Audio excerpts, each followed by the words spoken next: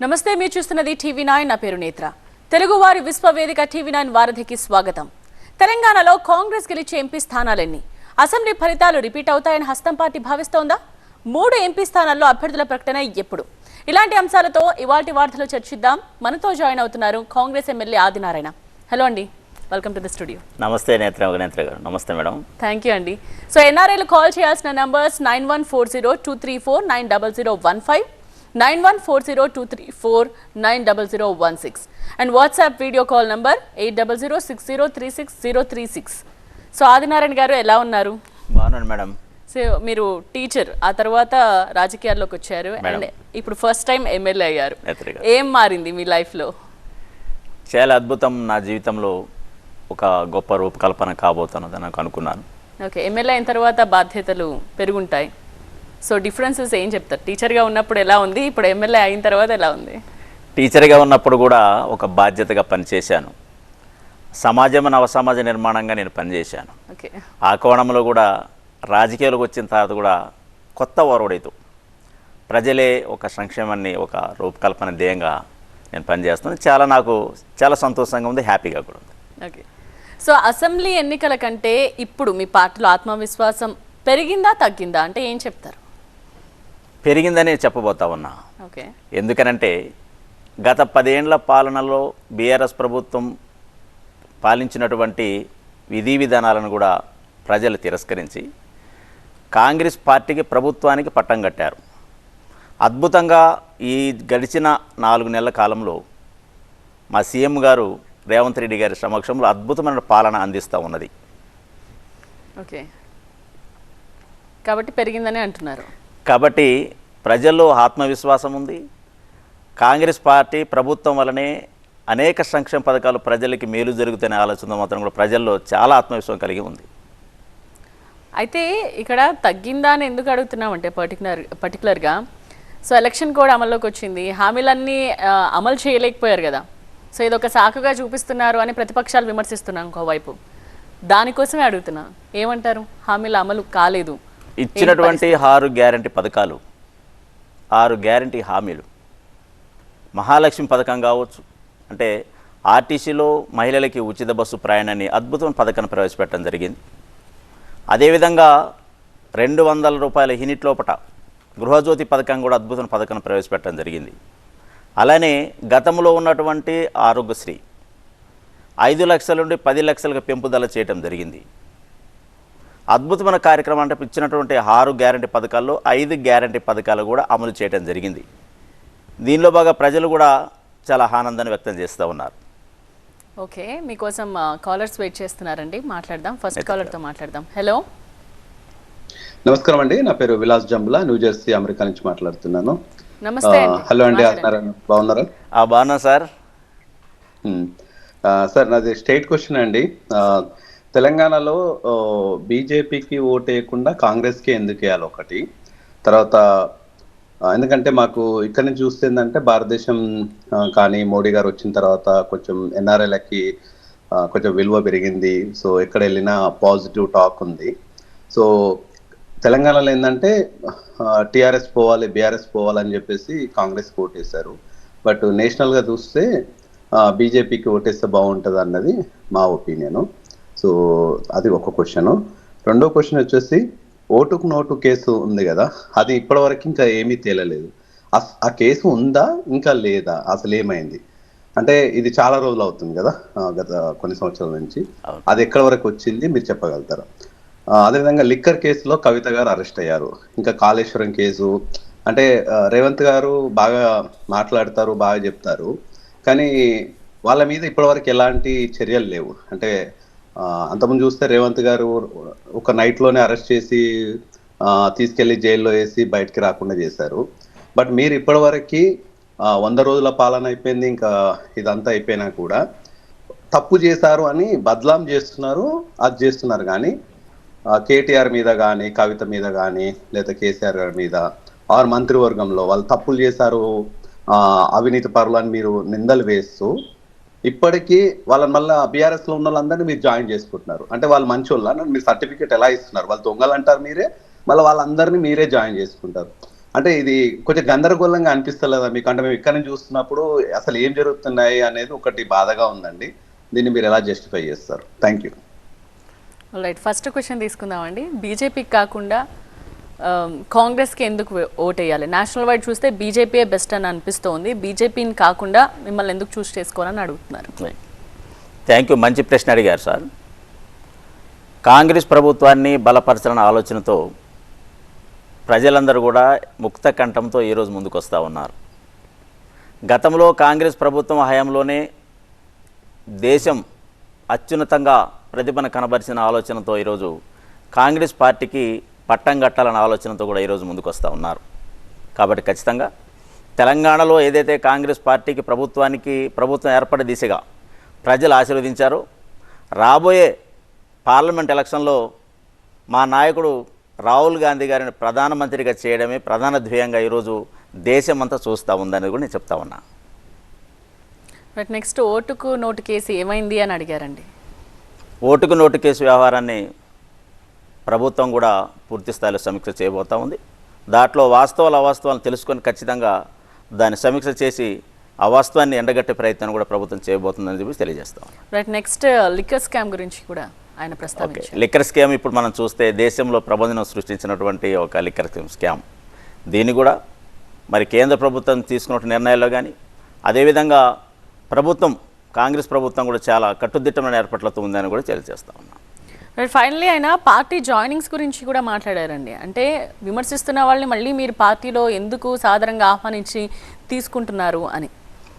కాంగ్రెస్ ప్రభుత్వంలోనే ప్రజలకి న్యాయం జరుగుద్దన్న ఆలోచనతో చాలామంది కూడా కార్యకర్తలు, అదేవిధంగా ప్రజాప్రతినిధులు కూడా ఈరోజు కాంగ్రెస్ పార్టీకి రావడానికి ప్రధాన ఉద్దేశం తప్ప అంతేగాని అక్కడ వ్యతిరేకించమనేది కాదు. కాంగ్రెస్ ప్రభుత్వంలోనే అద్భుతమైన పథకాలు వస్తాయి, రాష్ట్రం బాగుపడుతున్న ఆలోచనతోనే కాంగ్రెస్ పార్టీలోకి ఆహ్వానం జరుగుతూ ఉంది. ఇంకా ఎంతమంది జాయిన్ అవ్వచ్చు అనుకుంటున్నారు కాంగ్రెస్ పార్టీలోకి? త్వరలోనే, ఇంకా కొద్ది రోజుల్లోనే రావచ్చు అంటారు. ఖచ్చితంగా వస్తారు నేత్ర గారు. ఖచ్చితంగా కూడా పార్టీలో జాయిన్ అవ్వటం కూడా త్వరలోనే కొంతమందిని కూడా జాయిన్ చేసే అవకాశం కూడా జరుగుతూ ఉంది. ప్రచారం ఎలా సాగుతుందండి? ప్రచారం చాలా అద్భుతంగా జరుగుతూ ఉంది. కాంగ్రెస్ ప్రభుత్వం ఇచ్చినటువంటి 6 గ్యారంటీ పథకాలు, అద్భుతమైన పథకాల్ని ప్రజల్లో తీసుకెళ్లటం వల్ల జనరంజక పాలన కేవలం కాంగ్రెస్ ప్రభుత్వం వల్లనే సాధ్యమైందనే ఆలోచనతో ఈరోజు ప్రజలందరూ కూడా చాలా హర్షం వ్యక్తం చేస్తూ ఉన్నారు. ప్రచారం చాలా అద్భుతంగా జరుగుతూ ఉంది. రైట్, అధికారంలోకి రాక ముందు వరకు కూడా గ్రూపు తగాదాలు, ఒకరి మీద ఒకరు విమర్శలు చేసుకోవడం, ఐకమత్యంగా లేకపోవడం అన్నవే చాలా ప్రధానంగా హైలైట్ అయ్యాయి. బట్ ఒకసారి అధికారంలోకి వచ్చిన తర్వాత ఎక్కడ మనం అలాంటివి చూడట్లేదు. సో ఏం మాయ చేశారంటారు రేవంత్ రెడ్డి? వాస్తవానికి అధికారం రాకముందు ఒకరికొకరికి చెప్పుకుంటూ ఉంటారు. అయినప్పటికీ కూడా ప్రభుత్వం ఏర్పాటైన తర్వాత అందరూ కూడా ఐక్యంగా రేవంత్ రెడ్డి గారి మా ముఖ్యమంత్రి వర్యుల యొక్క సమక్షంలో అందరూ కూడా ఎమ్మెల్యేలు కానీ మంత్రులు కానీ చాలా సఖ్యతతో ఈరోజు పాలనకి ఆకర్షితులైనటువంటి ప్రజారంజక పాలన అందించాలనే ఒక ముఖ్య ఉద్దేశంతోనే ఈరోజు అందరం కూడా సఖ్యతగా ఉండి, ఎందుకంటే గతంలో 10 ఏళ్ల పాటు గత ప్రభుత్వం చేసినటువంటి తప్పులని మనం చేయకూడదన్న ఆలోచనతో వీరందరూ కూడా ఐక్యంగా ఉండి ఈరోజు ప్రభుత్వ పాలన సాగించడం జరుగుతూ ఉంది. అధికారం కలిపింది అందరినీ? అధికారం అనేది కాదు మేడం, ప్రజలు కోరుకున్న ఏదైతే అంశాలు ఉన్నాయో, ప్రజలు ఏం కావాలని కోరుకొని మమ్మల్ని గెలిపించారు, తదనుగుణంగా వాళ్ళు సేవ చేయాలనే ఆలోచన దృక్పథంతోనే ఈరోజు అందరం కూడా నడుము కట్టుకొని పనిచేస్తున్నట్టు వాస్తవం. ఓకే, నెక్స్ట్ కాలర్ ఉన్నారండి, మాట్లాడదాం వారితోటి. సాయి గారు కాల్ చేశారు యూఎస్ నుండి. సాయి గారు నమస్తే అండి. నమస్తే అండి. అన్నా నమస్తే అన్న. అన్న నమస్తే సాయి అన్న. అన్న బాగున్నారన్నా? అన్న సాయి అన్న గుర్తుపట్టానన్నా.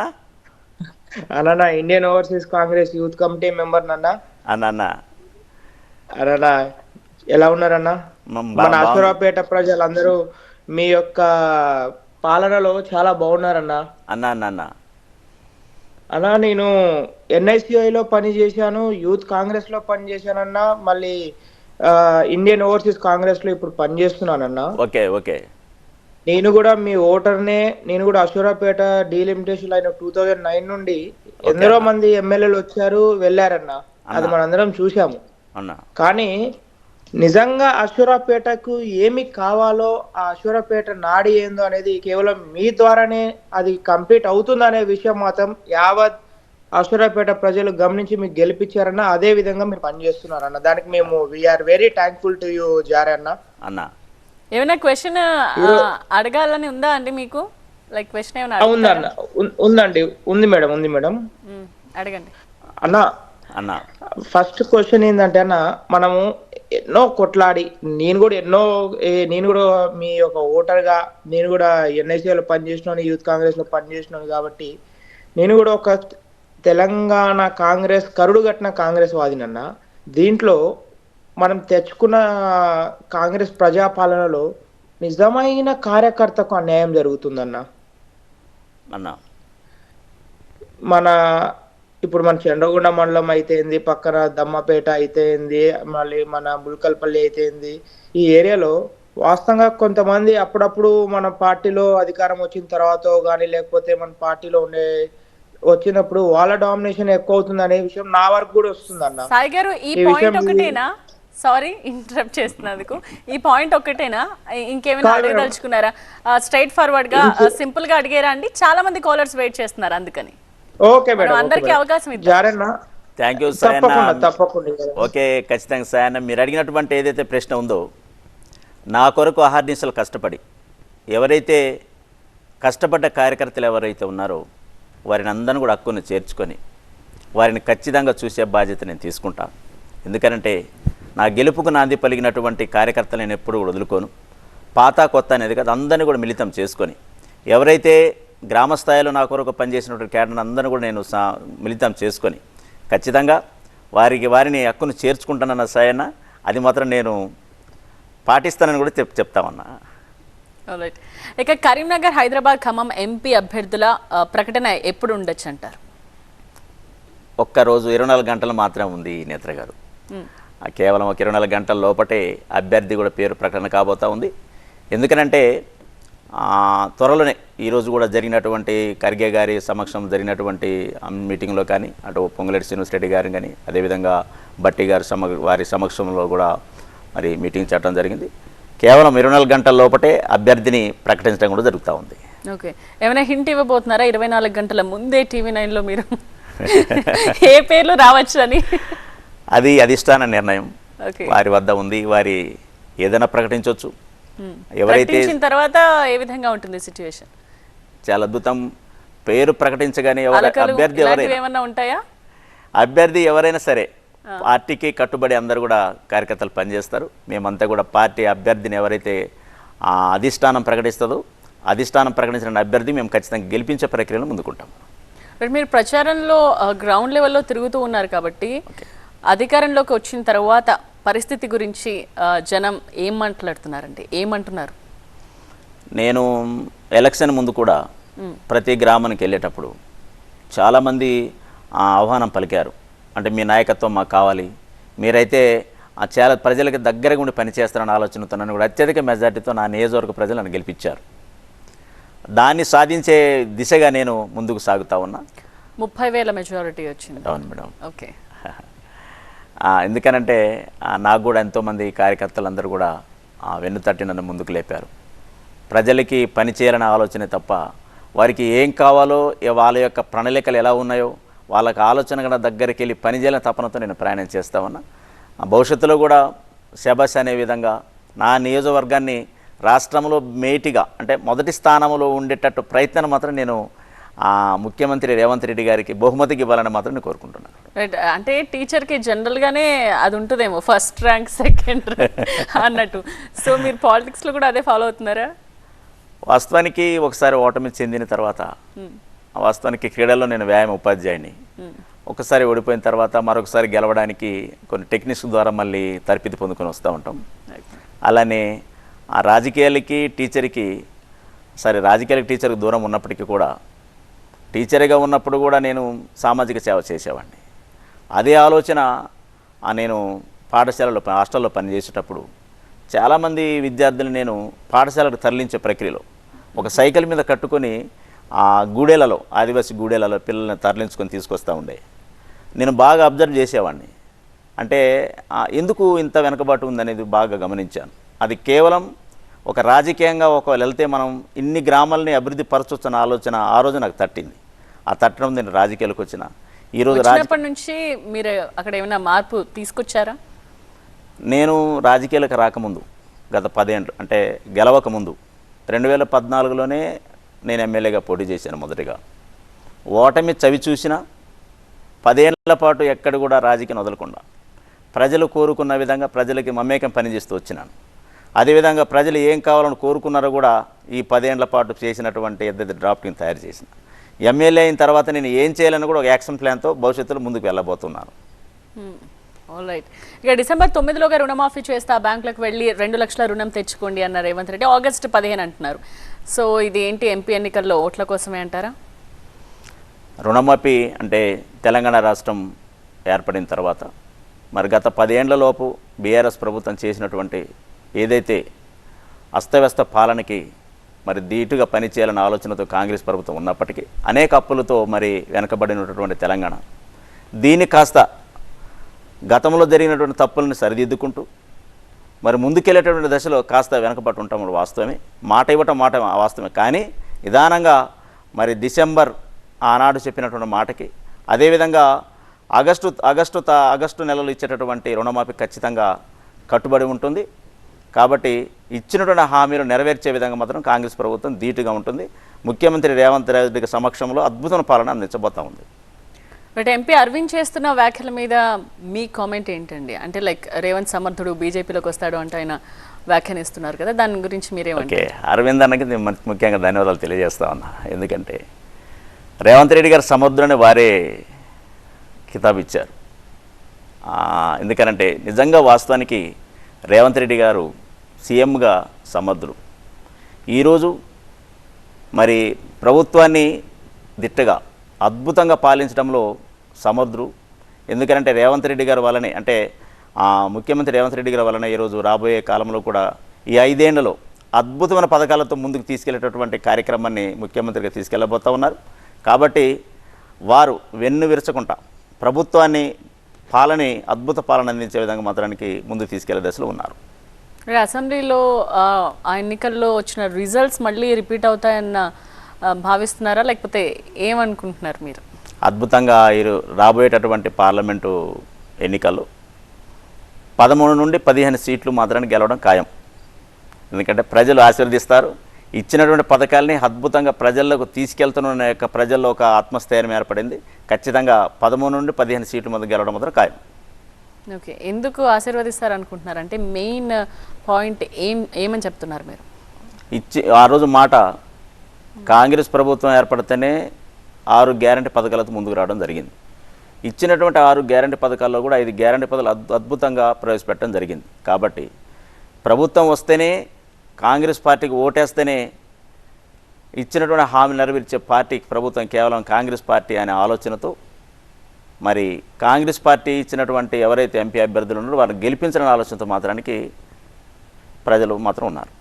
సో ఈ ఎలక్షన్స్లో జాతీయ అంశాలు అన్నది ఎఫెక్ట్ చూపించే అవకాశం ఉంటుంది. సో రాష్ట్రంలో పరిస్థితులు ఎలా ఉన్నా కూడా జాతీయ అంశాలని దృష్టిలో ఉంచుకుని ఈ ఎలక్షన్స్ జరుగుతాయి. సో ఆ రకంగా చూస్తే ఏ అంశాలు ప్రభావితం అవుతాయని జనం మీద మీరు అనుకుంటున్నారు? అంటే జాతీయ స్థాయిలో ఉన్నటువంటి అంశాలు ప్రధానంగా 5 న్యాయ సూత్రాలు మొన్ననే చెప్పడం జరిగింది. అంటే యువజన విభాగానికి కానీ, అదేవిధంగా రైతు న్యాయ కానీ, అలానే శ్రామిక న్యాయ కానీ, ఇలా ఒక 5 అంశాల మీద ఈరోజు మరి ఇండియా అనే కూటమి ద్వారా ఏర్పడినటువంటి సందర్భంలో ఖచ్చితంగా కేంద్రంలో కాంగ్రెస్ ప్రభుత్వం వస్తేనే సాధ్యమైందనే ఆలోచనతో మాత్రం ఈరోజు ప్రజలు మాత్రం ఖచ్చితంగా ముందంజలో ఉన్నారు. రైట్. బీజేపీ కూడా అంతే ధీమాను వ్యక్తం చేస్తూ ఉంది. మోదీ ఉంటేనే అభివృద్ధి సాధ్యం, మోదీతోనే దేశం అభివృద్ధి చెందుతుందని వాళ్ళు గట్టిగా చెప్తున్నారు. సో దీని మీద మీరేమంటారు? గతంలో మోదీ చేసినటువంటి, అంటే బీజేపీ ప్రభుత్వం అవలంబిస్తున్నటువంటి వ్యతిరేక విధానాలు ఈరోజు ప్రజలు ఎండగట్టబోతూ ఉన్నారు. ఎందుకంటే జిఎస్టీ అనే దాని మీద కూడా రైతాంగానికి వేయడం, అలా అనేకమైన పథకాల మీద కూడా వాళ్ళు విస్మరించే ప్రయత్నం జరుగుతూ ఉంది. కాబట్టి దీనిలో భాగంగా కాంగ్రెస్ ప్రభుత్వాన్ని ఏర్పాటైతేనే గతంలో ఆర్థిక సంస్కరణలు కేవలం కాంగ్రెస్ ప్రభుత్వం వల్లనే సాధ్యమైందనే ఆలోచనతో ఈరోజు కూడా దేశం కూడా చూస్తూ ఉంది. ఖచ్చితంగా రాబోయే కాలంలో మా నాయకుడు రాహుల్ గాంధీ గారిని ప్రధానమంత్రి చేయడం మాత్రం తథ్యం. ఆల్రైట్, కాలర్స్తో మాట్లాడదామండి. వెయిట్ చేస్తున్నారు. న్యూజెర్సీ నుండి కాల్ చేశారు రాజు. నమస్తే మేడం. నమస్తే అండి, మాట్లాడండి ఆదినారాయణ గారితో. ఆదినారాయణ గారు నమస్తే సార్. నమస్తే. నమస్తే అన్న.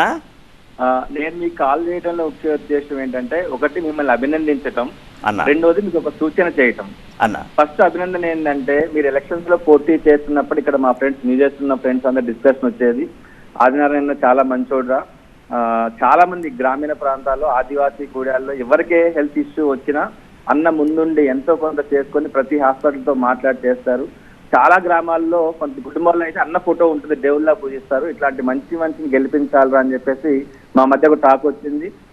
ప్రజల ఆశీర్వాదంతో మీరు చేసిన సేవలతో మీరు గెలుపొందారు. మీరు ఎమ్మెల్యే గెలుపొందినందుకు నాకు చాలా హ్యాపీగా ఉందన్న. Thank you so much. మీరు అంత మంచి సేవని ఆ మారుమూల పల్లెలో చేసినందుకు, అది ఇక్కడ అమెరికాలో కూడా దాని గురించి బాగా చెప్పుకుంటారన్న మీ గురించి. థ్యాంక్ యూ అన్న. థ్యాంక్ యూ అన్న. రెండో అంశం ఏంటంటే, ఇక నెక్స్ట్ అంటే మీకు కొత్తగా చెప్పేది ఏం లేదు, ఆ గ్రామీణ ప్రాంతాల్లో యూత్ ని కొంచెం ఆ లోకల్లో ఆ వ్యసనాలకి బానిసలు కాకుండా ఆ కాంపిటేటివ్ ఎగ్జామ్స్ వైపు కావచ్చు, లేదా ఏదైనా పరిశ్రమలు ఏర్పాటు చేసి, స్థానిక పరిశ్రమలు ఏర్పాటు చేసి అట్లా మీరు కొంచెం వాళ్ళని మొబిలైజ్ చేయగలిగితే ఒక తరం బాగుపడుతుందన్న. ఎట్లాగో మీరు టీచర్ కాబట్టి, ఒక సామాజిక సేవా దృక్పథంతో మీరు నిలుస్తారు కాబట్టి, కొంచెం ఆ దిశగా కూడా మీరు ఆలోచించాలని చెప్పేసి మేము మా ఫ్రెండ్స్, మీ వెల్విషర్స్ అమెరికా నుంచి బలంగా కోరుకుంటున్నామన్నా. దీనికి కావాల్సిన ఎలాంటి సహకారమైనా మా ఎన్ఆర్ఐస్ నుంచి మేము ఖచ్చితంగా మీకు ఫండింగ్ కావచ్చు, మిగతా విషయాలు కావచ్చు, స్కూల్స్ బాగు చేయడం, కాలేజ్ బాగు చేయడంలో పూర్తిగా మీకు సపోర్ట్ చేస్తామన్నా. ఆల్ ది బెస్ట్ అన్న. ఆల్ రైట్ రాజు గారు, so full thank you. Support మీకే అంటున్నారు. థ్యాంక్ యూ రాజన్న, చాలా సంతోషం. ఈరోజు నేను వాస్తవానికి వేదికకి రావడం మొదటిసారి. ఆ వేదిక నన్ను ప్రపంచవ్యాప్తంగా నన్ను ఈరోజు పరిచయం చేస్తున్నందుకు ముందుగా TV9 యాజమాన్యానికి ప్రత్యేక ధన్యవాదాలు తెలియజేస్తా ఉన్నా. ఎందుకంటే ఈరోజు నేను ప్రపంచవ్యాప్తంగా ఉన్నటువంటి ఎన్ఆర్ఐస్తో ఈరోజు మాట్లాడే అవకాశం, ఒక గొప్ప అవకాశం నాకు కల్పించారు. నేను చేస్తున్నటువంటి పని విధానం, నేను ప్రజలతో ఉన్నటువంటి మమేకాన్ని ప్రపంచానికి తెలియాలి అనే ఆలోచన ఒకటి నాలో ఉండటం, నేను నా నియోజకవర్గాన్ని అద్భుతంగా తయారు చేయాలనే ఆలోచనతో కూడా మరి నాకు రీసెంట్గా నేను వచ్చే నెలలో 24 నుండి 27వ తారీఖు వరకు జరిగేటటువంటి తానా మహాసభలకి నేను హాజరవబోతా ఉన్నా అమెరికాకి. దానికి కూడా నాకు ఆహ్వానం రావడం జరిగింది. దానిలో భాగంగా అక్కడ మీ దగ్గర ఖచ్చితంగా వస్తానన్నా. మిమ్మల్ని నేను కలవబోతా ఉన్నాను. ఎందుకనంటే మీరన్న విధంగా నా యొక్క 10 ఏళ్ల కాల రాజకీయ అనుభవంలో ఎక్కువగా ఆరోగ్యరీత్యా ఉన్నటువంటి కుటుంబాలు ఎన్నో పరామర్శించిన, ఎన్నో గుడిలను సందర్శించిన. వాస్తవాన్ని మీరు అన్నట్టు నాకు రాజకీయంగా ఒక పదవి ఉండలేదు, అదేవిధంగా ఆర్థికంగా డబ్బు లేనటువంటి నేను ఒక నిరుపేద రాజకీయ నాయకుడిని. అయినా సరే ప్రజలు నన్ను ఆశీర్వదించి ఈరోజు నన్ను ఒక ఎమ్మెల్యేగా నన్ను గెలిపించినందుకు ముఖ్యంగా నా నియోజకవర్గ ప్రజలకి అందరికీ కూడా పాదాభివందనలు తెలియజేస్తూ ఉన్నా. దానిలో భాగంగా మీరు ఏదైతే యువతని తయారు చేయాలని ఏదైనా కోరారో, నేను ఖచ్చితంగా రాబోయే కాలంలో మీ అందరి యొక్క సలహాలు సూచనలు తీసుకుంటూ, సలహాలు సూచనల మేరకు నియోజకవర్గంలో యువతని అద్భుతంగా అటు స్టడీ సర్కిల్లో కానీ గ్రూప్స్లో కానీ ఖచ్చితంగా తయారు చేయాలని ఆలోచన కూడా నేను ఒక యాక్షన్ ప్లాన్ తయారు చేస్తూ ఉన్నాను. మీ సలహాలు సూచనలు ఖచ్చితంగా తీసుకుంటానని చెప్తున్నానని చెప్పి తెలియజేస్తా ఉన్నాను మీకు. రైట్, నెక్స్ట్ కాలర్ వెయిట్ చేస్తున్నారండి. దుబాయ్ నుండి కాల్ చేశారు ఇంతియాజ్ గారు. ఇంతియాజ్ గారు, యాక్చువల్గా ఈసారి సెంట్రల్లో కాంగ్రెస్ గవర్నమెంట్ రావాలి, కాంగ్రెస్ కూటమి, ఇండియా కూటమి రావాలి, రాహుల్ గాంధీ గారు ప్రధానమంత్రి అవ్వాలని చెప్పి చాలా బలంగా మేమందరం కోరుకుంటున్నాం. దానికోసం మేము కూడా కష్టపడుతున్నాం. ఈ ఎమ్మెల్యే సీట్ ఏ పార్టీకి వేసినా కూడా ఎంపీ సీట్ మాత్రం కాంగ్రెస్కే ఓటు వేయాలి అని చెప్పి మా వంతు ప్రచారం మేము అందరికీ చేస్తున్నాం సార్. ఈసారి కాంగ్రెస్ గవర్నమెంట్ రిలీజ్ చేసిన మేనిఫెస్టోని మ్యానిపులేట్ చేసి నోటికి వచ్చినట్టు మాట్లాడుతున్నాడు. కొద్దిగా మీ సైడ్ నుంచి కూడా ఈసీకి కంప్లైంట్ చేసి మోడీ మీద కొద్దిగా యాక్చువల్గా చర్యలు ప్రాపర్గా తీసుకోవాలి అనేది మా కోరిక సార్. మీరు పార్టీ తరపు నుంచి కొద్దిగా ట్రై చేయండి మీరందరూ. ఎందుకంటే తప్పుడు ప్రచారం చేయడం, ముస్లిమ్స్ గురించి మాట్లాడడం చాలా తప్పు. మేనిఫెస్టోలో ఇప్పుడు నిన్న మొన్న మాట్లాడారు, మీరు కూడా చూసింటారు, అందరూ చూస్తున్నారు. సో ఎలక్షన్ కమిషన్ కి కంప్లైంట్ చేసినా కూడా అసలు పట్టించుకోవడం లేదనేది అసలు మా అందరికి చాలా షాక్ సార్. ఇండియన్ ప్రపంచానికే షాక్ యాక్చువల్గా. ఎవరికి ఏం చెప్పినా ఏ కంప్లైంట్ చేసినా పట్టించుకునే వాళ్ళు ఇలా ఉన్నారండి. ఎలక్షన్ కమిషన్ అనేది తయారైంది. మంచి మేనిఫెస్టో రిలీజ్ చేశారు. మాహోల్ అంటారు కదా, చాలా బాగుంది. ఇప్పుడు ప్రస్తుతం దీంట్లోనే కాంగ్రెస్ గెలవాలి, రావాలి, ఇండియా కూటమి గెలవాలి. Thank you sir, all the best. Thank you అన్న ఇంతేజ్ అన్న. వాస్తవానికి ఈరోజు అంటే ప్రకటించినటువంటి ఏదైతే మేనిఫెస్టో ఉందో అద్భుతంగా రాబోయే కాలంలో కేవలం కాంగ్రెస్ పార్టీ ప్రకటించినటువంటి మేనిఫెస్టో అద్భుతంగా ఉందని చెప్పేసి ఈరోజు ప్రజలు చాలా విశ్వసిస్తూ ఉన్నారు. దేశం కూడా దానివైపు చూస్తూ ఉంది. కాబట్టి ఏదో ఒక విధంగా దీన్ని విస్మరించాలనే ప్రయత్నంతో ఈరోజు బీజేపీ కుట్ర పన్నుతుంది తప్ప ఎన్ని కుట్రలు పన్నినా ఖచ్చితంగా రాబోయేది ప్రధానమంత్రి మా నాయకుడు రాహుల్ గాంధీ గారేనని చెప్పేసి మీకు తెలియజేస్తా ఉన్నా. రైట్, నెక్స్ట్ కాలర్ ఉన్నారండి. జర్మనీ నుండి కాల్ చేశారు. సురేష్ గారు హలో, చెప్పండి సురేష్ గారు. హలో ఆదినారాయణ గారు అండి. థ్యాంక్ యూ సురేష్ అన్న. సార్, యాక్చువల్గా నేను మీ కాన్స్టిట్యున్సీ అండి, మీ కాన్స్టిట్యున్సీలోనే ఒక ఓటర్ని. Thank you sir, thank you Suresh గారు. మా డాడీ మీ ఫాలోవర్ కూడా. Okay, thank you sir. And యాక్చువల్గా ఫ్రాంక్గా చెప్పాలంటే నాకు కేటీఆర్ అంటే బాగా ఇష్టం సార్. కానీ మన కాన్స్టిట్యున్సీలో ఓకే సార్, మీరు బాగా మీరు ఎడ్యుకేటెడ్ ప్లస్ మీరు ఉపాధ్యాయులుగా చేశారు కాబట్టి మేము లాస్ట్ టైం మిమ్మల్ని సపోర్ట్ చేస్తాం మా కాన్స్టిట్యున్సీలో. Thank you sir, thank you. And యాక్చువల్గా మీ నుంచి మేము ఎక్స్పెక్ట్ చేస్తుంది అశ్వారపేటకి యూత్కి ఏం చేస్తారు కొంచెం ఒకసారి మీ ద్వారా మేము వినాలని ఉంది. Okay sir. అదే అన్న, నాకు ఇంకా అదేం లేదు, ఇంకా అదొకటే మెయిన్. Thank you sir. యూత్లో మంచి ఫాలోయింగ్. వాస్తవానికి థ్యాంక్ యూ అన్న. ఈరోజు వాస్తవానికి మీరు నాతో మాట్లాడుకుంటే చాలా అదృష్టంగా భావిస్తా ఉన్నా. నేను కూడా ప్రపంచవ్యాప్తంగా ఉన్నటువంటి ఎన్ఐఆర్ఎస్తో అంటే నా నియోజకవర్గ ప్రజలు నాతో మాట్లాడుతుంటే చాలా సంతోషంగా ఉంది. ముఖ్యంగా ఎందుకంటే నియోజకవర్గం అభివృద్ధి ప్రధాన ధ్యేయంగా మీరు ఆలోచిస్తున్న తీరు ఏదైతే ఉందో యువతకి రాబోయే కాలంలో ఒక మంచి ప్రణాళికతో ఒక స్టడీ సర్కిల్ని మాత్రానికి వారికి ఒక అందించాలన్న ఆలోచనతో మాత్రం నేను ఒక ప్రణాళిక చేయబోతా ఉన్నా. నిరుద్యోగ వ్యవస్థ ఎవరైతే ఉన్నారో వారికి ప్రత్యేకించి ప్రతి సంవత్సరం స్కిల్ డెవలప్మెంట్ ప్రోగ్రాం ద్వారా, అదేవిధంగా job Mela, mega job Mela ద్వారా ఏదైతే చదివినటువంటి నిరుద్యోగం ఎవరైతే ఉంటారో వారికి ఎంప్లాయ్మెంట్ కల్పించే విధంగా నేను తయారు చేయబోతా ఉన్నా. కాబట్టి నిరుద్యోగులకు అదేవిధంగా యూత్ని మోటివేషన్ చేసేటటువంటి కార్యక్రమాలు కూడా అద్భుతంగా నేను త్వరలోనే రూపకల్పన చేసి ఒక మంచి ప్రణాళిక ద్వారా మీ అందరి సలహాలు చూసి తీసుకుంటూ మాత్రం ఖచ్చితంగా ముందుకెళ్తాను. యువజన విభాగాన్ని మాత్రం అద్భుతంగా తయారు చేయాలన్న ఆలోచనతో ఉన్నాను నేను ఖచ్చితంగా. రాజకీయాల్లోకి రావడానికి ఎంకరేజ్ చేస్తారా? దానికోసం ఏం చేస్తారు యూత్ని రాజకీయాల్లోకి తీసుకురావడం కోసం? అంటే నాకు వాస్తవానికి నేను ఉపాధ్యాయుడిగా ఉన్నప్పుడు ఎక్కువగా నా స్టూడెంట్స్ ఉన్నారు, నా ఎంప్లాయ్మెంట్ ఉన్నారు, వీరందరూ కూడా స్ట్రెంత్ ఎక్కడ జరగడం జరిగింది. మా ఫ్యామిలీ వాస్తవానికి రాజకీయ ఫ్యామిలీ కాదు. నేను రాజకీయాలకు వచ్చిన తర్వాత నా తాన చదువుకున్నటువంటి విద్యార్థులందరూ కానీ సార్ మీలాంటి నాయకుడు ఉండాలని ఆ రోజుల్లో నన్ను కోరుకున్నారు. అట్లనే ఎక్కువగా యూత్తో ఎక్కడైతే గ్రామాల్లో ఒక 10వ తరగతి చదువుకొని ఇంటర్మీడియట్ చదివి డిగ్రీలు చేసుకుని డ్రాప్ అయిన స్టూడెంట్స్ ఎవరైతే ఉన్నారో వాళ్ళని గ్యాదర్ చేసుకుని చదువు అనేది చాలా ముఖ్యం, మీరు బడి మానేయొద్దని చాలా మోటివేషన్ ద్వారా చాలామంది స్టూడెంట్స్ నేను ఒక ప్రోగ్రాం ద్వారా కండక్ట్ చేస్తూ ఉండే.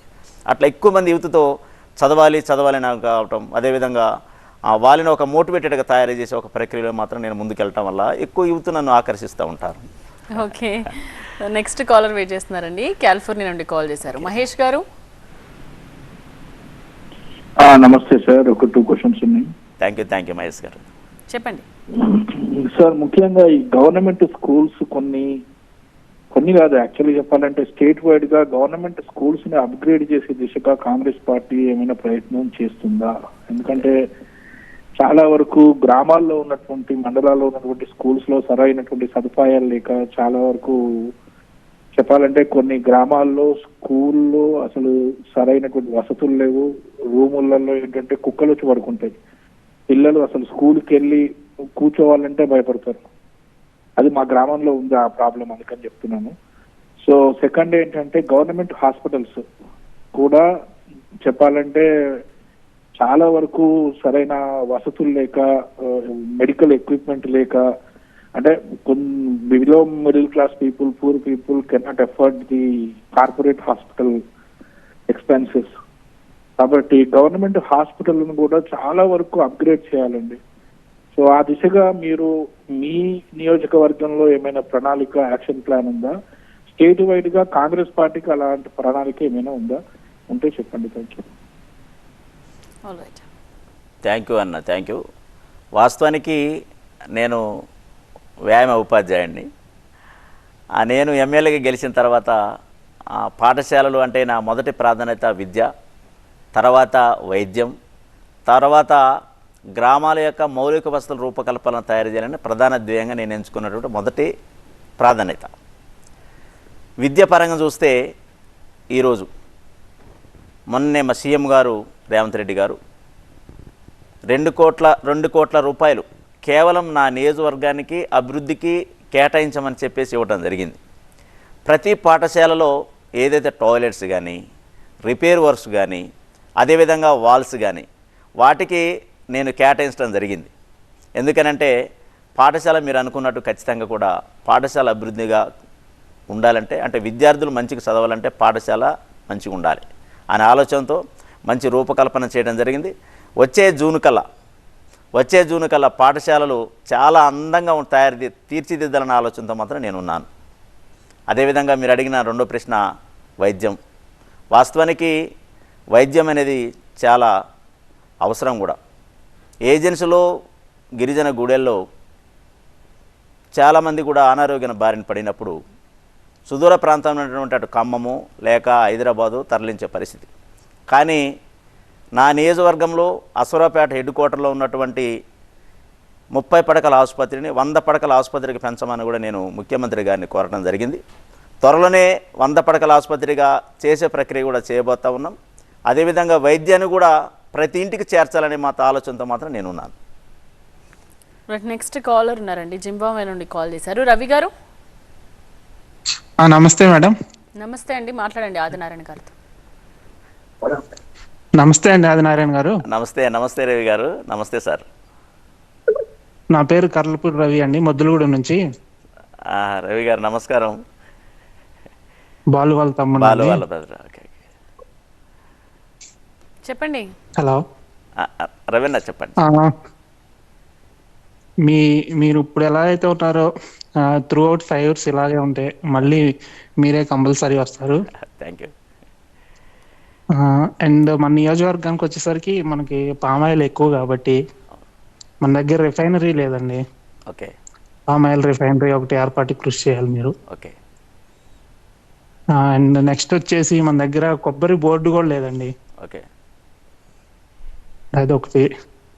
నెక్స్ట్ వచ్చేసి మన డిగ్రీ కాలేజ్ లాస్ట్ టైము వచ్చేసరికి ఆపరేషన్ టైంకి అది అంటే తరగతులు అవి స్టార్ట్ అయ్యేసరికి కొంచెం ఇబ్బంది అయింది. ఈసారి అలా కాకుండా మామూలుగా అంటే దోస్తు టైంకి అన్ని సెట్ అయ్యేటట్టు చేయాలి మీరు.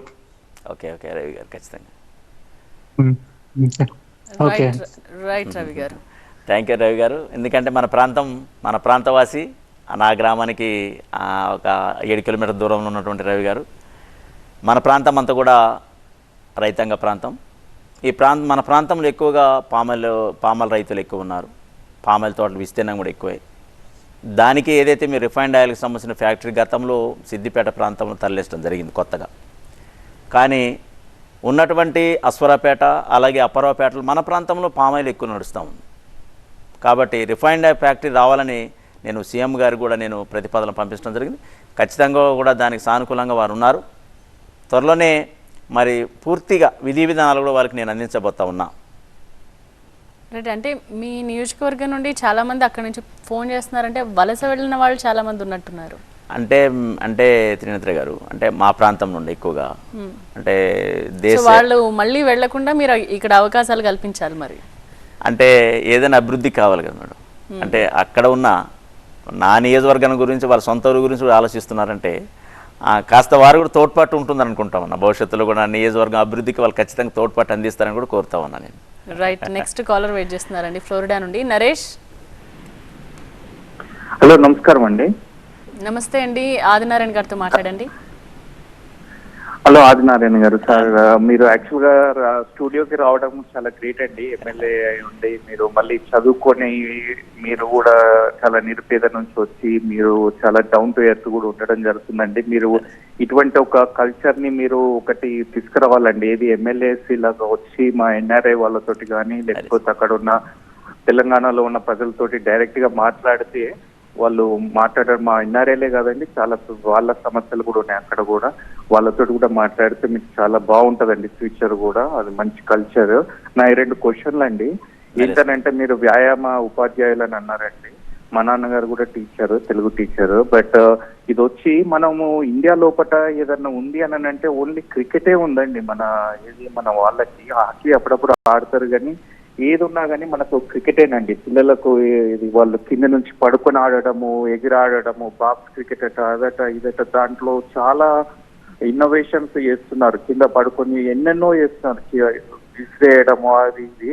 అది కాకుండా మీరు మీ కాన్స్టిట్యున్సీ నుంచి ఒకటి స్టార్ట్ చేసేది టెన్నిస్ కానీ బ్యాడ్మింటన్ కానీ అలాగా పిల్లలకి క్రికెట్ అనే కాకుండా ఒక ఇద్దరు విద్యార్థులు కూడా ఆడుకునేటట్టు ఇండోర్ కానీ వానబడ్డా కానీ చలిగా ఉన్నా కానీ ఇంట్లో ఆడుకునేటట్టు టెన్నిస్ కానీ కొంచెం డిఫరెంట్వి. కబడ్డీ అది కాకుండా ఓన్లీ ఇద్దరు ఆడుకునేవి స్టార్ట్ చేసినా కానీ కొంచెం బాగుంటుందండి. అది మన ఇండియాలో ఎవరికి లేదండి. ఇక్కడ అమెరికాలో చాలా మంచి టెన్నిస్ గ్రౌండ్స్, బ్యాడ్మింటన్ గ్రౌండ్స్ ఉంటాయండి. ఒక్కొక్కసారి అనిపిస్తుంది ఇండియాలో ఇవేవి లేవు కదా మన విద్యార్థులకు, ఓన్లీ రిచ్ క్లాస్ వాళ్ళకి వీళ్ళకి అని. కొంచెం అదొకటి చూడండి సార్. ఇంకొకటి కూడా వచ్చి మన భారతదేశంలో ఒకట జరిగేది ఏంటి అని అంటే ముస్లింలతోటి ఇప్పుడు ఏం జరిగేది ఏం లేదండి. ప్రాణాలు పోవట్లేదు ముస్లింలతోటి అంటే అదేం లేదు. నెక్స్ట్ కరోనా అప్పుడు కూడా శ్రీరాముడు చెప్పలేదు, ఏ జ్యోతిష్యం చెప్పలేదు, ఉగాది పంచాంగం చెప్పలేదు, కరోనా ఎప్పుడైపోతుంది అని చెప్పలేదు. సో శ్రీరాముడు కూడా మనల్ని కాపాడలేదు. ఎందుకంటే అక్కడ వెంటిలేటర్ లేవు, అది లేవు, ఇది లేవు. బీజేపీ పట్టుకొచ్చి జై శ్రీరామ్ అని తర్వాత ముస్లింలు అనేసేసి అసలు మెయిన్ ప్రాబ్లం వచ్చేసేసి మనది లా అండ్ ఆర్డర్ అండి.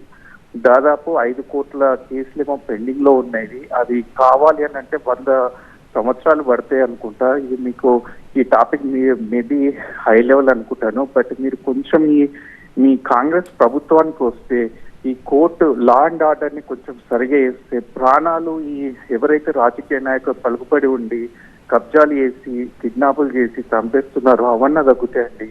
ఏదో ఒక్కసారి అక్కడ ఎవరు మన సైనికులేమో దేశ బార్డర్ లోపల అక్కడ వాళ్ళు చేస్తున్నారు కానీ ఇక్కడ అందరు గూండాలు కబ్జాలు అది ఇది, వాళ్ళ ప్రాణాలకు విలువ లేదు, వాళ్లకు విలువ లేదు. మన దగ్గర లా అండ్ ఆర్డర్ లేదు. ఇన్ని సంవత్సరాలు పెండింగ్ కేసులు ఎన్ని సంవత్సరాలు చేస్తామండి? శ్రీరామునికి కట్టించే బదులు పెద్ద కోట్లు కట్టిస్తే ఇంకా పోయే ప్రాణాలన్నా ఇప్పుడు మాది కూడా చేస్తున్నది 2 సంవత్సరాలు దాని అది. నరేష్, మీ పాయింట్స్ అర్థమయ్యాయి. సో ఆదినారాయణ గారు ఏం సమాధానం చెప్తారో చూద్దాం. థ్యాంక్ యూ నరేష్ గారు. మంచి ప్రశ్నలు అడిగారు. వాస్తవానికి నేను ఒక వ్యాయామ ఉపాధ్యాయుడిగా పనిచేసే టైంలో కూడా అంటే స్పోర్ట్సింగ్ మేజర్ గేమ్స్ కానీ మైనర్ గేమ్స్ కానీ వీటిలో ప్రాధాన్యత కబడ్డీ కానీ వాలీబాల్ కానీ ఖోఖో కానీ ఇవి ఎక్కువగా ఆడుతూ ఉండేవి. కానీ మేజర్ గేమ్స్ ఏదైతే మనం క్రికెట్ కానీ అదేవిధంగా ఆ టెన్నిస్ కానీ బాల్ టెన్నిస్ కానీ ఇవన్నీ కూడా ఆడటానికి కనీస వసతులు లేక ఉంటున్నాయి కూడా అలాగనే. కాబట్టి నా నియోజకవర్గంలోనే మొన్ననే రీసెంట్గా 5 ఎకరాలతో మినీ స్టేడియం పెట్టాలనే ఆలోచనతో నేను రూపకల్పన చేయడం జరిగింది. దానికి కూడా కావాల్సిన బడ్జెట్ కూడా ఆల్రెడీ రిలీజ్ అయింది. 3.5 కోట్ల రూపాయలు కూడా ఆ మినీ స్టేడియానికి శాంక్షన్ కావడం జరిగింది. త్వరలోనే అద్భుతంగా నా నియోజకవర్గంలో ఒక వ్యాయామ ఉపాధ్యాయుడిగా, రిటైర్డ్ వ్యాయామ ఉపాధ్యాయుడిగా నేను కూడా నా నియోజకవర్గంలో ఖచ్చితంగా కూడా మినీ స్టేడియం ఏర్పాటు చేయబోతున్నానని కూడా మీకు తెలియజేస్తా ఉన్నాను. రైట్. ఓన్లీ స్పోర్ట్స్ అనగానే క్రికెట్కే ఎంకరేజ్ చేస్తూ ఉన్నారు, క్రికెట్నే ఆడుతూ ఉన్నారు, మిగతా ఆటలను కూడా పరిచయం చేస్తే బాగుంటుంది అన్నది ఆయన అభిప్రాయం. వాస్తవం. ఎందుకంటే నిద్ర గారు, క్రికెట్ అనేది ఇవి కాస్ట్లీ గేమ్. ఎందుకనంటే ఎక్కడో గ్రామాల నుండి ఆడాలంటే ఒక బ్యాట్ కొనాలన్నా ఆ మెటీరియల్ ఒక కిట్ కొనాలంటే సుమారు 15,000 రూపాయలు ఖర్చు అయ్యే అవకాశం ఉంటుంది. అంత ఖర్చు పెట్టి కొని ఆడేటటువంటి క్రీడాకారులు చాలామంది తక్కువగా ఉన్నారు, ఆర్థికంగా లేనటువంటి పరిస్థితులు. ఆడాలనే ఆలోచన వాళ్ళకి ఆలోచన దృక్పథం ఉన్నా అంత కాస్ట్లీ గేమ్కి వెళ్ళడానికి వెళ్ళి ఆడటానికి స్తోమత లేక వెనకబడిపోతూ ఉన్నారు. కానీ కాస్త ప్రభుత్వం కనుక కాస్త ప్రోత్సహిస్తే అనేక ట్రైనింగ్ సెంటర్లు కానీ కోచింగ్ సెంటర్లు కనుక పెట్టి కనుక వాళ్ళని ప్రోత్సహించగలిగితే అద్భుతమైన క్రీడాకారులు గ్రామీణ ప్రాంతాల నుండి తయారు కాగలుగుతారు. రైట్. అలాగే లా అండ్ ఆర్డర్ గురించి అడిగారండి ఆయన. ఓకే, లా అండ్ ఆర్డర్ దాని మీద లా అండ్ ఆర్డర్ కొంచెం సెటరైట్ చేస్తారా అని అడిగారు. ఖచ్చితంగా ప్రభుత్వం మంచి ఆలోచనతో ఉంది. లా అండ్ ఆర్డర్ సిస్టమ్ను కూడా తెలంగాణలో మా ప్రభుత్వం మరి ముఖ్యమంత్రి రేవంత్ రెడ్డి గారి సమక్షంలో ఖచ్చితంగా కూడా లా అండ్ ఆర్డర్ సిస్టమ్ కూడా చాలా అదుపులో ఉందని కూడా చెప్తా ఉన్నాం. అద్భుతమైన పాలనలో ఇది ఒక భాగం కూడా చెప్తా ఉన్నాం. రైట్. కాంగ్రెస్ అంటేనే కరెంటు కోతలు అన్న మాట వినిపిస్తోంది. సో సాక్షాత్ విద్యుత్ శాఖ మంత్రి ఉప ముఖ్యమంత్రి భట్టి మీటింగ్లోనే దాదాపు 20 నిమిషాలు వితౌట్ కరెంట్ ఆ మీటింగ్ కొనసాగింది. దీని మీద మీరేం చెప్తారు? ఏదో స్థానికంగా వాస్తవానికి ఏదో ట్రాన్స్ఫార్మర్ ఏదో మిస్ అయి ఉంటాం, కానీ ఆ స్థానికంగా జరిగినటువంటి చిన్న సమస్య వల్ల ఒకవేళ 20 నిమిషాలు రాకపోవచ్చేమో, కానీ ఈరోజు చూస్తే కరెంటు కోతలు చీకటని మాట్లాడుతూ ఉన్నారు. మా ప్రభుత్వం ముఖ్యమంత్రి గారు రేవంత్ రెడ్డి గారి సమక్షంలో మరి ఈరోజు అద్భుతమైన పథకాల్లో గృహజ్యోతి పథకం కింద 200 యూనిట్ లోపల ఉచిత కరెంట్ ఇచ్చేటటువంటి ప్రభుత్వం ఏదంటే కేవలం కాంగ్రెస్ ప్రభుత్వమే. అద్భుతమైనటువంటి 24 గంటల కరెంటు ఉచిత కరెంట్ ఇచ్చేది కూడా కాంగ్రెస్ ప్రభుత్వమే. గతంలో కూడా ఇచ్చిన ప్రభుత్వం కాంగ్రెస్ ప్రభుత్వమే.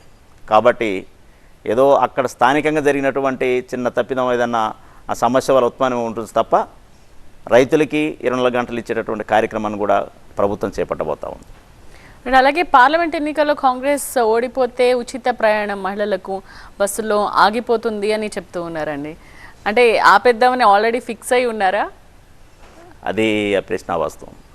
ఎందుకనంటే ప్రభుత్వ పథకాలు ఇచ్చేటప్పుడు పార్టీ అభ్యర్థిని గెలిపిస్తేనే పథకాలు, అదేవిధంగా పథకాలు కొనసాగించాలంటే ఖచ్చితంగా మన ప్రభుత్వం ఉండాలన్న ఆలోచన తప్ప, అంతేగాని ఓడితేనే తీసేస్తామనేది ఒక ప్రధాన అంశం కాదు. సో అది కంటిన్యూ అవుతుంది. అది కంటిన్యూషన్ అవుతుంది. ఏమీ ఆధారపడాల్సిన లేదు నేత్ర గారు. ఎందుకనంటే పథకాలు ఖచ్చితంగా కూడా అమలు చేసే బాధ్యత ప్రభుత్వం చిత్తశుద్ధితో ఉందని కూడా తెలియజేస్తా ఉన్నా. Okay. So Khammam MP ticket ఇంకా డిసైడ్ అవ్వలేదు. చాలామంది ప్రముఖులు అక్కడ ట్రై చేస్తూ ఉన్నారు. సో వాళ్ళందరినీ ఎట్లా సముదాయించే ప్లాన్లో ఉన్నారు రేవంత్? టికెట్ వ్యవహారంలో ఫైనల్ అయిన తర్వాత అందరూ కూడా ఐక్యతగానే పనిచేస్తారు. అభ్యర్థి ఎవరైనా టికెట్ వ్యవహారంలో నాకు ప్రతివారు కోరుకుంటారు, నాకు ఇవ్వమని, లేకపోతే అడుగుతూ ఉంటారు. కానీ టికెట్ ఎవరికి సూచించినా అధిష్టానం సూచిస్తే అందరూ కూడా కలిసికట్టుకు పనిచేయడానికి మాత్రానికి సిద్ధంగా ఉన్నారు. అంటే ఏ ప్రాతిపదికన ఇద్దామని ఫిక్స్ అయ్యారండి? లైక్ ఏ అంశాలని పరిగణలోకి తీసుకుంటున్నారు? అది కేంద్ర ప్రభుత్వం పార్టీ నిర్ణయం. వాళ్ళ నిర్ణయాలకు అనుగుణంగా వాళ్ళ ఆలోచనకు అనుగుణంగా ఎవరినైతే సమర్థులైతే ఉంటారో వాళ్ళకి ఇవ్వడం వల్ల పార్టీ, అదేవిధంగా అక్కడ పార్టీ బలోపేతం అవుతుందని కనుక ఆలోచన ఉంటే ఖచ్చితంగా కూడా వారిని ఇస్తారు. ఓకే. సో ఎన్ని సీట్స్ వస్తాయి అని అంటే మీరు 15 అన్నారా? 13 నుండి 15 సీట్లు ఖచ్చితంగా వస్తాయి. ఏంటండి కాన్ఫిడెన్స్ అంటే ప్రజల ఆత్మవిశ్వాసం.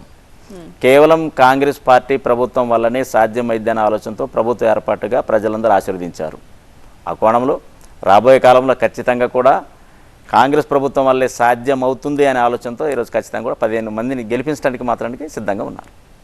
రైట్. నేషనల్ వైడ్గా బీజేపీ అంటే మోదీ ప్రభుత్వం ఉన్నప్పుడు ఇండియా ఈ లెవెల్లో ఉంది, ఈ రేంజ్లో ఉంది, ప్రపంచ దేశాల్లో ముందు నిలబడింది, ఇంతకుముందు అయితే ఇలా ఉండే పరిస్థితి లేదు అన్నది స్ట్రాంగ్గా తీసుకెళ్తోంది.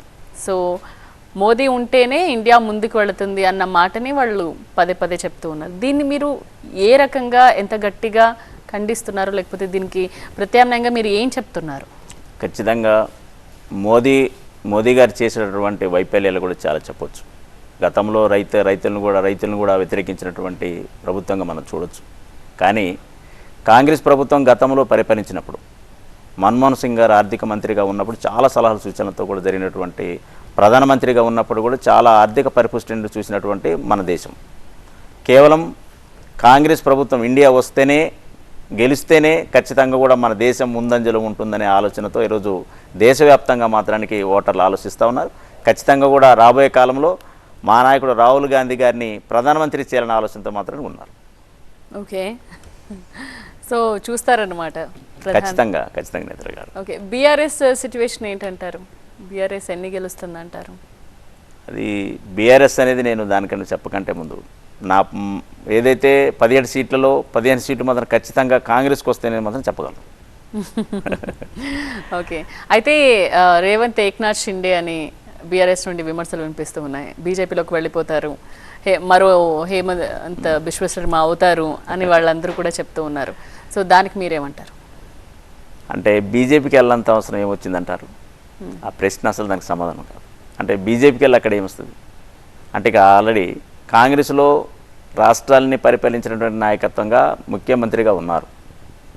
ఇక్కడ కాంగ్రెస్ వల్లనే ప్రజలకి మేలు జరుగుద్ది, కాంగ్రెస్ వల్లనే ప్రజలు ఖచ్చితంగా కూడా వాళ్ళు మంచి బాటలు ఉంటారన్న ఆలోచనతో ఈరోజు ప్రజలు ఆశీర్వదించారు. దానికి ముఖ్యమంత్రిగా రేవంత్ రెడ్డి గారు ఉన్నారు. అంతేగాని ఏదో బీజేపీకి వెళ్ళటం వల్ల ఏం ఉపయోగం ఉందంటారు? కాబట్టి ఖచ్చితంగా కాంగ్రెస్ పార్టీలో ఉంటారు. ఈ 5 ఏళ్ల పాలన కార్యక్రమంలో ముఖ్యమంత్రి గారు అద్భుతమైన పరిపాలన అందిస్తారని కూడా తెలియజేస్తా ఉన్నాను. రైట్. అంటే ఈ 5 ఏళ్ల పాలనలో తెలంగాణ రాష్ట్రాన్ని ఎలా చూడబోతున్నామంటారు కాంగ్రెస్ ప్రభుత్వం? అద్భుతంగా చూడదలుచుకున్నాం. ఎందుకనంటే గత ప్రభుత్వం విస్మరించినటువంటి పథకాలని మరి ఈ కాంగ్రెస్ ప్రభుత్వం, మా ప్రభుత్వంలో ఖచ్చితంగా కూడా అనేక మౌలిక వసతుల రూపకల్పనలో కానీ అభివృద్ధిలో కానీ ఆయా రంగాల్లో అభివృద్ధి తీసుకెళ్ళడానికి మాత్రానికి కాంగ్రెస్ ప్రభుత్వం ముందంజలో ఉంటుందని చెప్పి తెలియజేస్తాం. ఇచ్చిన హామీలన్నీ ఎప్పటి వరకు పూర్తి చేసే టార్గెట్లో ఉన్నారు మీరు? 100%. వాస్తవానికి మాట ఇచ్చాం, మాట ఇస్తే మడమ తిప్పనటువంటి ప్రభుత్వం కాంగ్రెస్ ప్రభుత్వం. ఖచ్చితంగా త్వరలోనే, ఎందుకని ఎలక్షన్ అయిన తర్వాత అతి కొద్ది రోజుల్లోనే ఇచ్చినటువంటి 6 గ్యారంటీ పథకాలను అమలు చేయబోతా ఉంది. ఓకే. ముఖ్యంగా మీ నియోజకవర్గంలో ఏం నీడ్స్ ఉన్నాయండి? ప్రధానంగా మీరు టార్గెట్గా పెట్టుకున్నవి ఏంటి? ఇప్పటి వరకు అధికారంలోకి వచ్చిన తర్వాత మీరు ఏమైనా నెరవేర్చారు? అంటే నా నియోజకవర్గంలో అంటే సుమారు 4.5 నెలలు అయింది. నా నియోజకవర్గంలో ఇరిగేషన్ ప్రాజెక్ట్స్ కానీ, రైతాంగాలకు సంబంధించింది కానీ, అదేవిధంగా వైద్యానికి సంబంధించిన హాస్పిటల్ మేనేజ్మెంట్ కానీ, వీటిని ఖచ్చితంగా కూడా ఒక రూపకల్పన చేసి ప్రజలు ఏదైతే కోరుకున్నారో వారికి అనుగుణంగా ఒక యాక్షన్ ప్లాన్ తయారు చేశాను. ప్రతి గ్రామం నుండి కూడా ఆ గ్రామానికి కావాల్సినటువంటి మౌలిక వసతులు ఏం కావాలని ఒక యాక్షన్ ప్లాన్ తయారు చేసి వాటిని తీర్చడానికి మాత్రానికి నేను తయారు చేసిన యాక్షన్ ప్లాన్లో ఖచ్చితంగా నేను ముందుకెళ్తానని చెప్పేసి తెలియజేస్తా ఉన్నాను. రైట్. భువనగిరి ఎన్నికల ప్రచారంలో రేవంత్ రెడ్డి చేసిన వ్యాఖ్యలు ఇప్పుడు మనం చూడొచ్చు. అంటే ఆయన నాతో పాటు సీఎంగా అయ్యే అర్హత కోమటిరెడ్డికి మాత్రమే ఉంది అని వ్యాఖ్యానించడం వెనుక మర్మం ఏంటంటారు? అంటే సీఎం ప్లేస్కి ఇటు భట్టి కానీ ఉత్తమ్ కుమార్ రెడ్డి కానీ పోటీ పడుతూ ఉండడం వల్ల ఈ మాట ఆయన అన్నారా, లేకపోతే ఏంటి ఆయన మర్మం ఏంటి?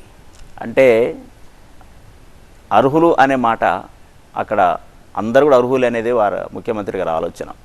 ఆయన పర్టికులర్గా చెప్పారు కదా కోమటిరెడ్డి మాత్రమే ఆ సందర్భంలో ఆ మీటింగ్లో వారు ఉన్నారు అని ఆ సమావేశంలో ప్రజలకు ఇచ్చేటటువంటి మాటలో భాగంగా వీరు కూడా సమర్థులే అనే మాట వాడారు. కానీ అలాని భట్టి గారు కాదను లేకపోతే ఉత్తమ్ కుమార్ రెడ్డి కాదని మాత్రమే ఎక్కడ మాట మాట్లాడలేదు. ఎందుకనంటే అధిష్టానం ఎవరికి సూచిస్తే వారిగా నేను ఈరోజు ముఖ్యమంత్రిగా ఉన్నాననే ఒక భావనతో మాట్లాడుతూ ప్రజలకు ఇచ్చే సందేశంలో వారు కూడా అర్హులే అనే మాటను వాడారు తప్ప క్లియర్గా చెప్పారుగా నాతో పాటు ఇంకెవరికైనా అర్హత ఉంది, ముఖ్యమంత్రి అయ్యే అర్హత ఉంది అని అంటే అది కోమటిరెడ్డి అని క్లియర్గా చెప్పారు ఆయన. అలాని భట్టి గారినో ఉత్తమ్ కుమార్ రెడ్డి గారు కాదు అని చెప్పలేదు కదా అని ఎదురుగా. అంటే వీళ్ళు అక్కడ చెప్పలేదు కదా. నేను ఒక సామెత వాడాలి, మనం రెగ్యులర్ గా మాట్లాడుకునేది రాజుగారి అదేదో ఉంటది కదా సామెత. అదే గాని అక్కడ ఓకే అంటే వాళ్ళు నో అని కాదా అని కాదు కదా, అక్కడ కూడా ప్రదర్శించాలి కదా, కాదు అని చెప్పగలగలేదు కదా. అంటే అవుననే అక్కడ అందరూ కూడా సమర్థులనే ఒక మాట తప్ప అక్కడ కోమటిరెడ్డి గారు ఆన్ స్టేజ్ మీద ఉండటం చెప్పడం ప్రజలకు ఇచ్చే ఒక మాటలో భాగమే తప్ప అంతేగాని ఎవరినో కాదు అని వీరి అర్హులనే ఒక్కరే అనేది మాత్రం అక్కడ సందర్భం కాదు. కేసీఆర్ వ్యాఖ్యల మీద కూడా ఒకసారి మనం మాట్లాడదాం. సో తనతో 20 మంది కాంగ్రెస్ ఎమ్మెల్యేలు టచ్ లో ఉన్నారని ఆయన మాట్లాడుతున్నారు. సో దాని మీద ఏమంటారు? ఇది ఒక రాజకీయ పందా. అంటే ఇది ఒక రాజకీయ పందా. అంటే గెలిచిన పార్టీలో ఉంటారు కానీ ఓడిపోయిన పార్టీలోకి ఎవరు వెళ్తారు నేత్ర గారు? అంటే గెలిచిన పార్టీలో అంటే ప్రభుత్వం ఏర్పాటైంది 65 సీట్లతో ఈరోజు, అదేవిధంగా కొత్తగా మరి పార్టీలోకి కొంతమంది జాయిన్ అయ్యారు కూడా. అలాని 20 మంది టచ్లో ఉంటే అక్కడ వెళ్ళాల్సినంత అవసరం ఏముంది? కాంగ్రెస్ ప్రభుత్వం వస్తేనే ప్రజలు మా ఒక గ్రామాలు బాగుంటున్న ఆలోచనతో ఆశీర్వదించారు, ప్రభుత్వం ఏర్పాటైంది. అలానే 20 మంది టచ్లు ఎవరంటే ఇది ఒక రాజకీయ పందా అని భావిస్తా ఉన్నాను. రైట్. బీజేపీ నాయకుల హవా నడుస్తుంది కాంగ్రెస్ మొత్తం అని కూడా అన్నారు కేసీఆర్. సో దాని మీద ఏమంటారు? బీజేపీ హవా అది కూడా రాజకీయ పందని మేడం. దాన్ని కూడా ఏంటంటే సాకుగా చూసి, అంటే సాకుగా ఏదో తన ఓట్లకు రావడానికి, అక్కడ ఓట్లని తను దండుకోవడానికి తప్ప అంటే వాళ్ళతో టచ్లు ఉన్నారు, వీళ్ళతో టచ్ ఉన్నారు మాట వాడటం ఎందుకంటే తన క్యాడర్ని స్ట్రెంత్ తన నుండి బయటికి వెళ్లకుండా చూసుకోవటం మాట వాడారే కానీ అంతే తప్ప అది రాజకీయ పందనే కానీ వేరే ఉద్దేశం కాదు. రైట్. అలాగే యాత్ర చేయబోతున్నారు. సో కేసీఆర్ యాత్ర గురించి మీరేమంటారు? 10 ఏళ్లలో ఎప్పుడు కూడా ప్రజల వద్దకు వెళ్ళి ఒక యాత్ర రూపంలోనూ రైతులను పరామర్శించేటటువంటి సందర్భం ఎప్పుడు రాలేదు. కానీ ఇప్పుడు యాత్ర పేరుతో సాధించేది ఏముంది? ఇప్పుడు రైతుల్ని కూడా పరామర్శిస్తున్నారు కదా. ఏముంది మేడం, గత 10 ఏళ్లలో ఎప్పుడైనా రైతులకి అక్కడ ప్రమాదం వాటిల్లినప్పుడు లాస్ట్ మూమెంట్ ఎలక్షన్ మూమెంట్లో ఏదో వరదలు వచ్చినప్పుడు ఒకసారి వెళ్ళారు. కానీ అంతకుముందు రైతుల దగ్గరికి వెళ్ళి నీకు కాపాడతాని వెళ్ళిన సందర్భంలో ఎప్పుడు ఉన్నాయా? లేవు. కానీ ఓటమి చవి చూసిన తర్వాత ఇప్పుడు వెళ్ళి మాత్రానికి రైతులను పరామర్శిస్తూ ఉన్నారు. ఇక ఇది మేడిగడ్డ బ్యారేజ్కి కాఫర్ డ్యామ్ కట్టడానికి సిద్ధమని ఎలాంటి సంస్థ ప్రకటించింది. సో నిధుల విషయంలో కాంగ్రెస్ ప్రభుత్వం వైఖరి ఏంటి? నిధుల విషయంతో చాలా పక్కడబందీగా ఉంది. ఎందుకంటే ఏదైతే మేడిగడ్డ బ్యారేజ్ ఆ బ్యారేజ్ మళ్ళీ అక్కడ ఇబ్బంది లేవు. ఎందుకంటే యాజగా నేను కూడా నూతనంగా ఎలక్ట్ అయిన ఎమ్మెల్యేగా నాతో పాటు అందరం అసెంబ్లీ సాక్షిగా వారు ఒక ప్రకటన చేశారు. గత ప్రభుత్వం ఏదైతే మేడిగడ్డ బ్యారేజ్లో వచ్చిన వైఫల్యాలని అందరం చూసి రావాలని ఆలోచనతో మమ్మల్ని అందరం అక్కడ తీసుకెళ్లారు. వాస్తవానికి మేము అంతా చూసాం అక్కడ ఏం జరిగిందని. గతంలో కూడా మీ మీడియా ద్వారా కూడా గతంలో కూడా చూపించారు. అక్కడ పగిలినటువంటి ఏదైతే పిల్లర్ ఉందో పిల్లర్ జరిగిన పరిస్థితులు ఏంటో కూడా మీరు చూపించగలిగారు. మేము కూడా వాస్తవానికి స్వయంగా చూసాం. దానిని మా ముఖ్యమంత్రి గారు మంచి ప్రణాళికతో నిపుణులతో ఒక అధ్యయనం చేయించి దానిని ఒక మంచి పిల్లర్గా తయారు చేయాలి అనే ఆలోచనతో వాళ్ళ యొక్క ఏదైతే రూపకల్పన చేసి వాళ్ళు ఇచ్చినటువంటి ఏదైతే పర్ఫెక్ట్గా నిర్ణయాలు తీసుకొని వాళ్ళ ఆలోచనకు అనుగుణంగా మాత్రానికి తయారు చేయాలని చూస్తూ ఉన్నారని కూడా చెప్తా ఉన్నాను. ఆల్ రైట్ అండి. Thank you so much Adinarayana గారు వారధి కార్యక్రమానికి వచ్చినందుకు. Thank you madam. ఇది వాటి వారధి. చూస్తూనే ఉండండి TV9.